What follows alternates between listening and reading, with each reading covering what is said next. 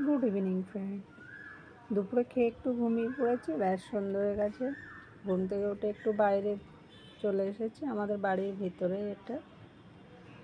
ওই জন্য কি ওয়েদারটা এত সুন্দর আজকে, মানে মন ওরও খুব সুন্দর ওয়েদার আমাদের এখানে। মেঘ করেছে, মাঝে মাঝে একটু সামান্য বৃষ্টি হচ্ছে।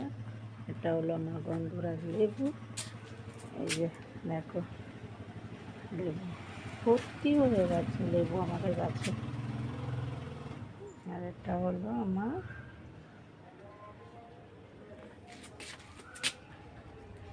ফুল গাছ। মর্নিং ওয়াক করতে গেছিলাম, নয়নতারার ডালটা একজন দিয়েছিল, বাড়িতে এনে একটা ভাঙা বালতি ছিল, ওর মধ্যে দিয়েছি, ব্যাস হয়ে গেছে গাছটা।